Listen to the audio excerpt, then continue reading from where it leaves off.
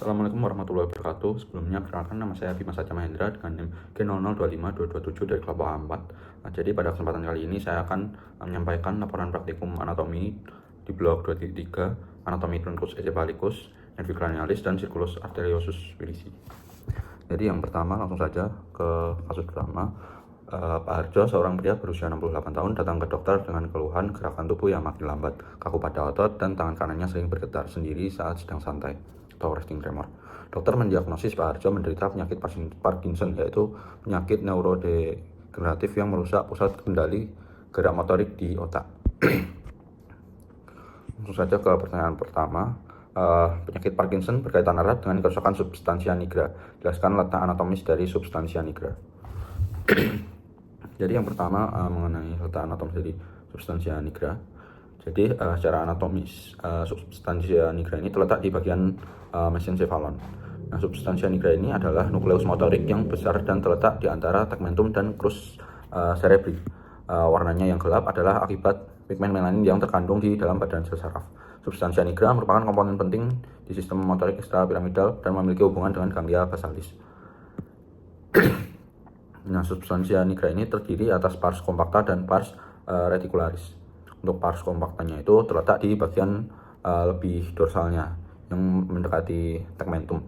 Nah, area ini kayak neuron berpigmen neuromelanin yang memproduksi neurotransmitter dopamin. Itu yang menyebabkan warnanya menjadi lebih gelap.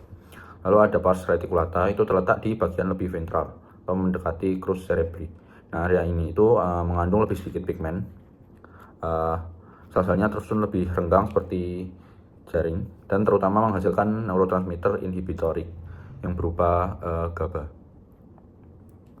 Lalu selanjutnya mengenai pertanyaan kedua, substansia nigra adalah bagian dari sistem ganglia basalis. Jelaskan struktur anatomi apa saja yang menyusun ganglia basalis. Jadi ganglia basalis ini merupakan kelompok substansia grisea yang terletak di central hemispherium cerebri atau di antara talamus dengan substansia alba hemispherium cerebri. Nah, ganglia basalis ini itu tersusun atas nukleus caudatus. Yang pertama, nukleus caudatus itu berbentuk lengkung dan kaput di ujung anterior dan mengecil di posterior sebagai cauda. Nah, kaput nukleus caudatus ini melanjutkan diri ke dalam putamen dan cauda nukleus caudatus ini berakhir di kompleks amygdaloidum.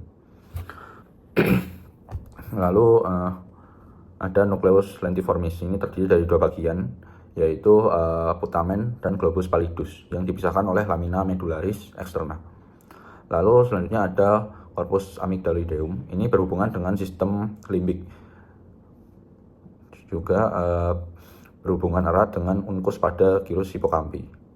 Lalu selanjutnya itu ada claustrum, ini lamina grisea tipis di antara putamen dan insula.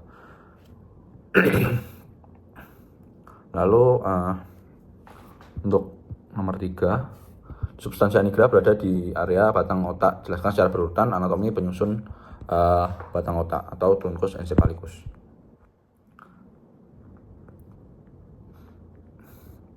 Jadi mengenai pertanyaan yang nomor 3 ini saya jelaskan secara singkat saja karena nanti di laporan kedua nomor 2 juga ada pertanyaan yang sama.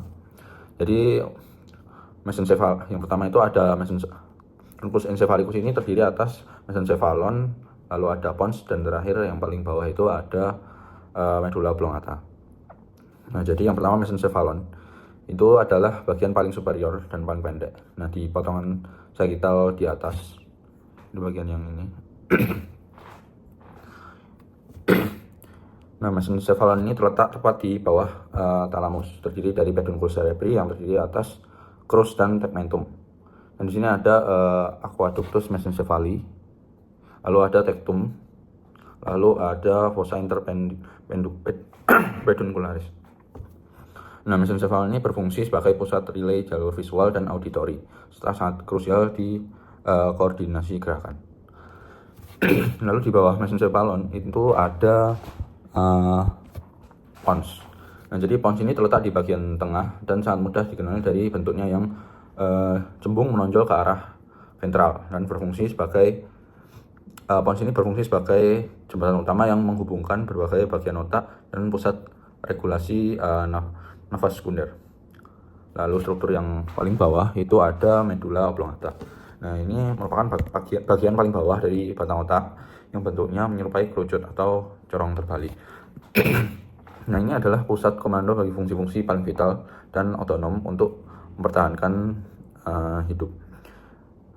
Di sini itu ada pusat kardiovaskular, itu yang mengatur irama dan kekuatan jantung, serta pusat vasomotor yang mengatur diameter pembuluh darah. Lalu di medula oblongata ini fungsinya juga sebagai pusat pernafasan dasar, itu menentukan ritme dasar nafas tubuh, harus menarik dan untuk menarik dan membuang nafas. Lalu ada pusat refleks protektif, itu mengendalikan refleks pertahanan tubuh dasar seperti batuk, bersin, menelan, muntah, dan tersedak. Lalu di sini juga itu fungsinya sebagai pusat persilangan motorik di area piramis medula. 90% serabut saraf motorik menyilang yang menyebabkan otak kanan mengontrol tubuh kiri dan sebaliknya. Lalu mengenai laporan yang kedua, Pak Joko, seorang pria berusia 60 tahun, tiba-tiba mengalami pusing berputar yang sangat hebat, penglihatan ganda, dan kesulitan menelan saat sedang makan siang. Ia juga merasakan separuh badan kirinya mendadak lemas. Keluarga segera membawanya ke IGD. Setelah dilakukan pemeriksaan CT scan kepala, dokter mendiagnosis Pak Joko mengalami stroke batang otak akibat adanya penyumbatan pada pembuluh darah.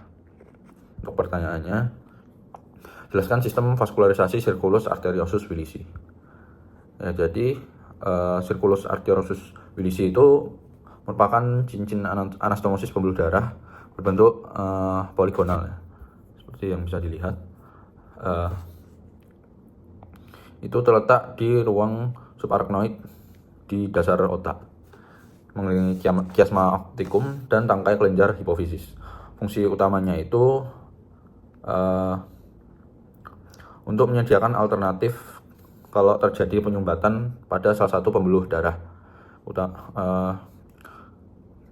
Kalau terjadi penyumbatan di salah satu pembuluh darah utama penyuplai otak atau cerebri. Nah, sehingga jaringan otak tetap mendapat perfusi darah. Nah, secara anatomis, sirkulus ini mempertemukan dua sistem pasukan darah utama, yaitu sistem karotis dan sistem vertebrobasilar. Komponen penyusun sirkulus untuk membentuk cincin anastomosis yang tertutup sempurna. Sirkulus ini disusun oleh segmen-segmen pembuluh darah berikut. Yang pertama ada arteri communicans anterior. Itu yang ini. Lalu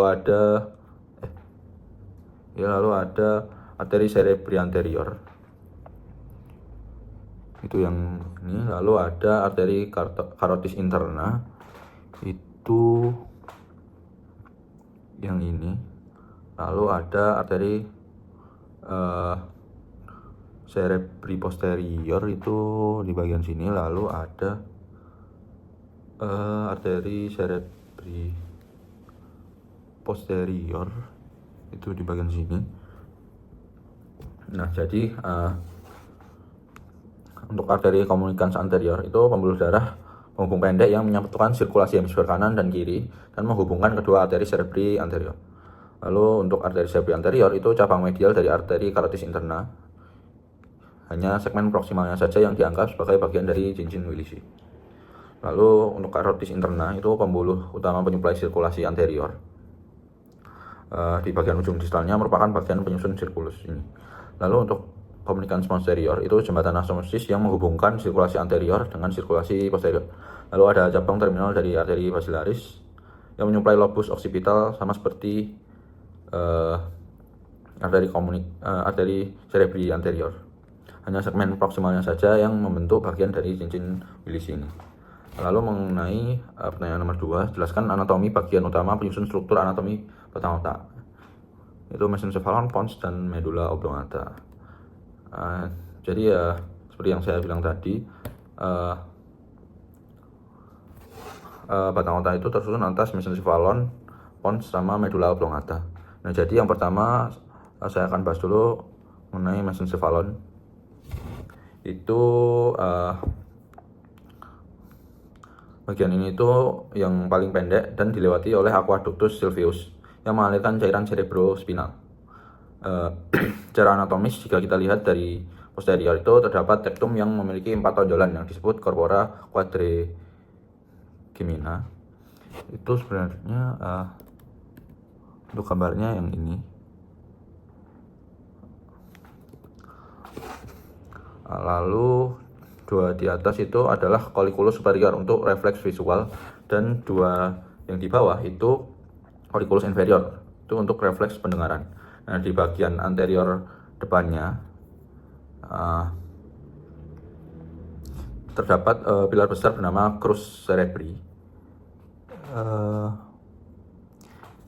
Ya, di situ terdapat crus cerebri yang merupakan jalur turunnya jaras motorik dan dari korteks. Tepat di belakang crus cerebri yang merupakan jalur turunnya jaras motorik dari korteks itu terdapat substansia nigra, area berwarna gelap yang memproduksi dopamin, ya, yang warna hitam ini. Area berwarna gelap yang buat memproduksi dopamin ini sangat relevan pada kasus penyakit Parkinson. Untuk persyarafan mesencephalon ini menjadi tempat keluarnya dua saraf kranial penggerak mata, yaitu nervus 3 atau nervus oculomotor dan nervus 4 atau nervus trochlearis. Jadi lanjut ke pons.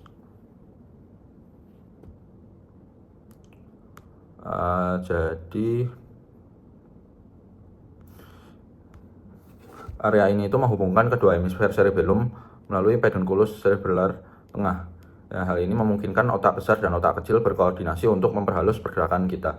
Di dalam pons, selain membuat traktus ascendent dan descendent, terdapat pusat pengaturan napas otonom, yaitu pusat pneumotaksik dan apneustik. Nah, pons ini juga merupakan lokasi penting untuk persyarafan wajah. Di area lateral pons keluar nervus 5 yang sangat besar, kemudian di perbatasan bawahnya atau di perbatasan bawahnya itu berhasil keluar nervus 6, yaitu nervus abducens, lalu ada nervus 7 atau nervus facialis, dan nervus 8 atau nervus vestibulocochlearis. Lalu yang terakhir itu ada medulla oblongata, itu ya yang bagian paling bawah ini. Struktur ini itu berbatasan langsung dengan medulla spinalis pada foramen magnum. Medulla itu adalah pusat komando bagi fungsi otonom yang paling vital untuk bertahan hidup, termasuk pusat kardiovaskular untuk detak jantung, pusat ritme dasar nafas, hingga refleks protektif seperti yang saya bilang tadi, batuk, muntah, menelan. Nah, jadi di permukaan anterior medulla itu terdapat tonjolan yang disebut piramis. Nah, di sini itu terjadi dekusasio piramidalis, yaitu titik di mana sekitar 90% serabut saraf motorik hilang ke sisi tubuh yang berlawanan. Ini menjelaskan mengapa otak kanan kita mengontrol tubuh sisi kiri.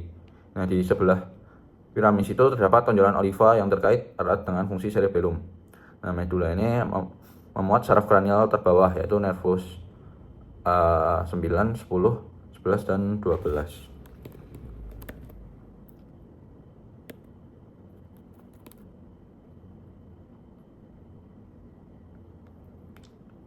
Lalu untuk pertanyaan ketiga itu mengenai gejala pada wajah dan mata Pak Joko terjadi karena gangguan pada saraf kranial. Batang otak adalah tempat beradanya sebagian besar nukleus saraf kranial. Jelaskan nervus kranialis apa saja yang nukleusnya terletak di bagian pons.